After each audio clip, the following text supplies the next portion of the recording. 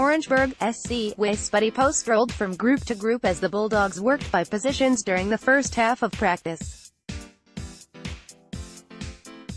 Seeing the longtime head coach of the Bulldogs do that isn't atypical when his team opens camp to start a season. He's done so for 17 years now. The only difference is a few of the people working with the Bulldogs as they look to capture a 17th MEAC title. It'll be fun to kind of get to know everybody, Pough said with a smile on his face. I'm trying to figure out what some of these coaches' names are, however, this year is a little different. This year could be Pough's last on the sideline with the Bulldogs. At this point, there has been no offer given to Pough to extend his tenure at South Carolina State. Although this may possibly be Pough's unofficial farewell tour in the MEAC, he's not focused on what could be the last ride for him in Garnet and Blue. Well, it's pretty much like any other deal. You know, you've got to go ahead and do the whole deal just like you ordinarily would do it, Pough said. I'm not thinking about the end or any of that kind of stuff. I think that every day is just another day out here enjoying ourselves coaching football.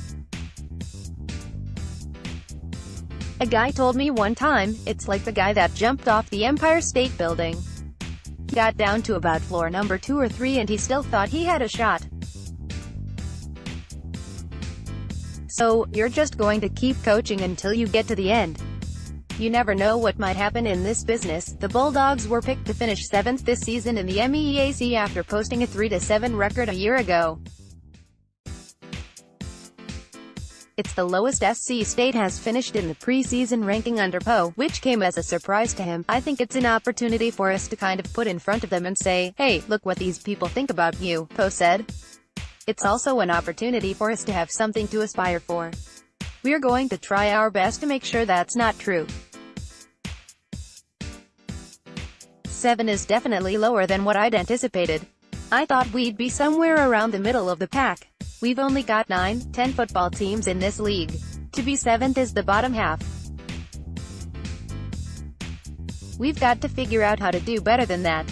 I think this crowd will rise to the occasion. To help SC State return to prominence, the Bulldogs have brought a few new faces to help improve the team.